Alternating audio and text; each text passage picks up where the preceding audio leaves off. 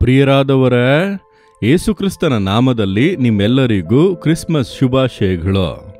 ಈಗ ತಾನೇ ಡಿಸೆಂಬರ್ 1ನೇ ತಾರೀಕು ಬಂದಿದೆ, ಆಗಲೇ ಕ್ರಿಸ್ಮಸ್ ಶುಭಾಶಯವನ್ನು ಹೇಳುತ್ತೀರಾ ಎಂದು ಕೇಳುತ್ತೀರಾ? ಡಿಸೆಂಬರ್ 1ನೇ ತಾರೀಕು ಬಂದರೆ ಇಡೀ ಲೋಕದಲ್ಲಿ ಕ್ರಿಸ್ಮಸ್ ಹಬ್ಬವನ್ನು ಆಚರಿಸುವಂತ ಎಲ್ಲ ಕಾರ್ಯಗಳು ಹೊರಗೆ ತೋರಲು ಆರಂಭಿಸುತ್ತವೆ. ಹಬ್ಬದ ಸಂತೋಷ ಉಲ್ಲಾಸ ಇರುತ್ತದೆ. ಆದ್ದರಿಂದಲೇ ನಾನು ಮುಂಚೆ ನಿಮಗೆ ಹೇಳುತ್ತಾ ಇದ್ದೇನೆ, ಈ ತಿಂಗಳ ಮೊದಲ ದಿನ ಇದನ್ನು ಕ್ರಿಸ್ಮಸ್ ತಿಂಗಳೆಂಬುದಾಗಿ ಹೇಳುತ್ತಾರೆ.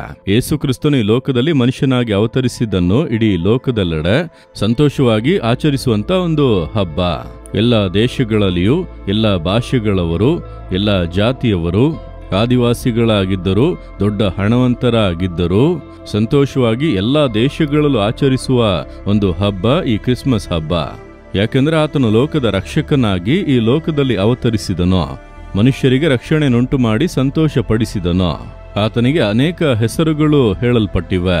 ಯೇಸು ಅಂದರೆ ರಕ್ಷಕನು, ಕ್ರಿಸ್ತನು ಅಂದರೆ ಅಭಿಷೇಕಿಸಲ್ಪಟ್ಟವನು, ಸಮಾಧಾನ ಪ್ರಭು, ಪರಾಕ್ರಮಿಯಾದ ದೇವರು, ನಿತ್ಯನಾದ ತಂದೆ, ಹೀಗೆ ಹೇರಾಳವಾದ ಹೆಸರುಗಳು. ಅದರಲ್ಲಿ ಒಂದು ಮುಖ್ಯವಾದಂತ ಹೆಸರೇ ಇಂದು ದೇವರು ನಿಮಗೆ ಕೊಡುವಂತ ಒಂದು ಮಾತು.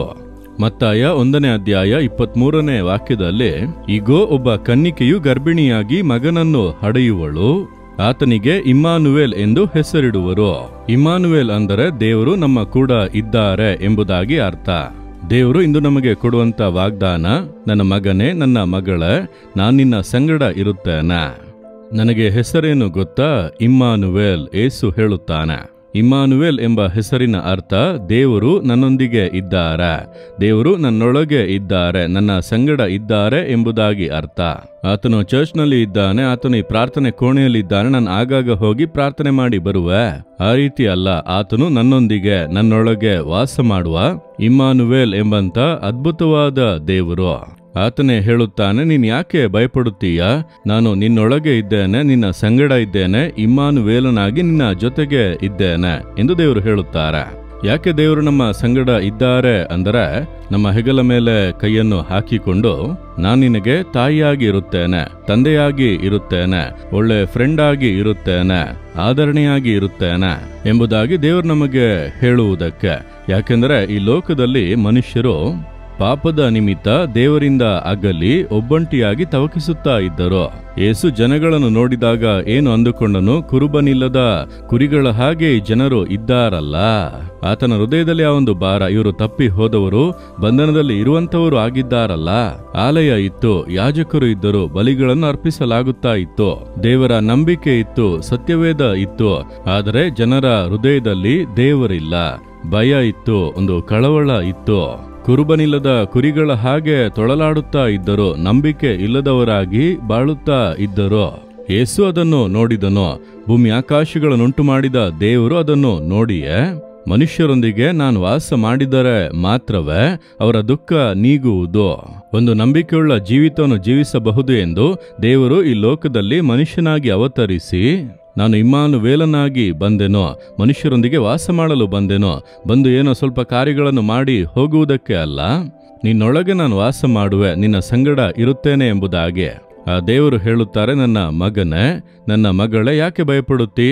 ನಾನು ನಿನ್ನ ಸಂಗಡ ಇದ್ದೇನೆ, ನಿನ್ನೊಂದಿಗೆ ಇದ್ದೇನೆ. ಯೇಸು ನಿಮ್ಮೊಳಗೆ ಇದ್ದಾನೆ ಎಂಬುದಾಗಿ ಶೋಧಿಸಿ ನೋಡಿರಿ, ಕಣ್ಣು ಮುಚ್ಚಿ ಯೋಚಿಸಿ ನೋಡಿರಿ. ಯೇಸು ನಿಮ್ಮ ಹೃದಯದಲ್ಲಿ ಇದ್ದಾನ? ನನ್ನೊಳಗೆ ಇದ್ದಾನ? ಆತನನ್ನು ನಾನು ಸ್ವೀಕರಿಸಿದ್ದೇನ? ನನ್ನೊಳಗೆ ಆತನು ವಾಸ ಮಾಡುತ್ತಾ ಇದ್ದಾನ? ಆತನನ್ನು ಅನುಭವಿಸುವುದಕ್ಕೆ ಸಾಧ್ಯವಾ? ಯೋಚಿಸಿ ನೋಡಿರಿ.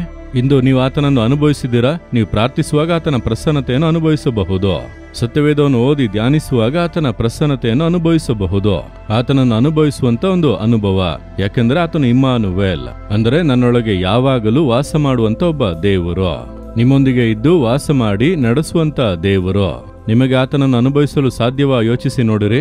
ಆತನು ಸಂಗಡ ಇದ್ದರೆ ಎಲ್ಲವನ್ನೂ ನೋಡಿಕೊಳ್ಳುವನು. ನಾನಿದ್ದೇನಲ್ಲ, ಮತ್ತೆ ಯಾಕೆ ನೀನು ಚಿಂತಿಸುತ್ತಾ ಇದ್ದೀಯಾ? ಹಾಗಾಗಿ ಯಾವುದೊಂದರ ಬಗ್ಗೆಯೂ ಚಿಂತೆ ಮಾಡದೆ ಯಾವಾಗಲೂ ಸಂತೋಷವಾಗಿರಬಹುದು. ಯಾಕೆ? ಇಮ್ಮಾನುವೇಲ್ ಎಂಬಂತ ಅದ್ಭುತವಾದ ದೇವರು ನನ್ನ ಸಂಗಡ ಇದ್ದಾರೆ, ನನ್ನೊಳಗೆ ವಾಸ ಮಾಡುತ್ತಾರೆ. ನನ್ನೊಂದಿಗೆ ವಾಸ ಮಾಡಲೆಂದೇ ಆತನು ಮನುಷ್ಯನಾಗಿ ಬಂದು ಸತ್ತು ಜೀವದಿಂದ ಎದ್ದನು ಎಂಬುದಾಗಿ ನೀವು ನಂಬಿಕೆಯನ್ನು ಅರಿಕೆ ಮಾಡಿ ನೋಡಿರಿ. ಯೇಸುವೆ, ನೀವು ನನ್ನ ಸಂಗಡ ನನ್ನೊಳಗೆ ಇರುವುದಕ್ಕಾಗಿ ಸ್ತೋತ್ರ ಎಂದು ಹೇಳಿರಿ. ಆ ಸಂತೋಷ ನಿಮ್ಮ ಹೃದಯದಲ್ಲಿ ತುಂಬಿ ಹೊರಸೂಸುತ್ತದೆ. ನಾನು ಪದೇ ಪದೇ ಹೇಳುವೆ, ಪ್ರತಿನಿತ್ಯ ಹೇಳುವೆ, ಯೇಸುವೆ ನೀವು ನನ್ನ ಸಂಗಡ ಇರುವುದಕ್ಕಾಗಿ ಸ್ತೋತ್ರ, ನನ್ನೊಳಗೆ ವಾಸ ಮಾಡುತ್ತಿರುವುದಕ್ಕಾಗಿ ಸ್ತೋತ್ರ, ನನ್ನ ಸಂಗಡ ಬರುವುದಕ್ಕಾಗಿ ಸ್ತೋತ್ರ. ಯಾಕಂದ್ರೆ ನೀವು ಇಮ್ಮಾನುವೇಲ್ ಎಂಬಂತ ಅದ್ಭುತವಾದ ದೇವರು, ನನ್ನೊಳಗೆ ವಾಸ ಮಾಡುವವರು. ನನ್ನ ಯೋಗ್ಯತೆಯಿಂದ ಅಲ್ಲ, ನನ್ನ ಭಕ್ತಿಯಿಂದ ಅಲ್ಲ, ನನ್ನ ಪರಿಶುದ್ಧತೆಯಿಂದ ಅಲ್ಲ, ನೀವು ನನಗೋಸ್ಕರ ಶಿಲುಬೆಯಲ್ಲಿ ಸತ್ತು ಜೀವದಿಂದ ಎದ್ದು ನನ್ನೊಂದಿಗೆ ವಾಸ ಮಾಡುವುದಕ್ಕಾಗಿ ಇಮ್ಮಾನುವೇಲನಾಗಿ ಬಂದದ್ದರಿಂದ ನನ್ನೊಳಗೆ ಇದ್ದೀರಿ. ಆ ನಂಬಿಕೆಯಿಂದ ಸ್ತುತಿಸಿರಿ, ಯಾವಾಗಲೂ ಸಂತೋಷವಾಗಿ ಇರಬಹುದು. ಹಾಗೆ ಕರಗಳನ್ನೆತ್ತಿ ಹೇಳಿರಿ, ದೇವರೇ, ಯೇಸುವೆ ನೀವು ಇಮ್ಮಾನುವೇಲನಾಗಿ ಸಂಗಡ ಇರುವ ದೇವರು, ನನ್ನ ಸಂಗಡ ನನ್ನೊಳಗೆ ನೀವು ಯಾವಾಗಲೂ ವಾಸವಾಗಿರಬೇಕು, ನನ್ನ ಜೊತೆಗೆ ಇದ್ದು ನಡೆಸಬೇಕು. ಈಗ ನನ್ನ ಸಂಗಡ ಇದ್ದೀರಿ, ನನ್ನೊಳಗೆ ಇದ್ದೀರಿ, ನಾನು ಯಾವುದರ ಕುರಿತು ಕಂಗಾಲಾಗುವುದಿಲ್ಲ, ಯಾಕೆಂದ್ರೆ ನೀವು ನನ್ನ ಸಂಗಡ ಇದ್ದೀರಿ. ನಿಮಗೆ ಸ್ತೋತ್ರ ಸ್ತೋತ್ರ ಸ್ತೋತ್ರ, ಯೇಸುವಿನ ನಾಮದಲ್ಲಿ ಆಮೇನ್ ಆಮೇನ್.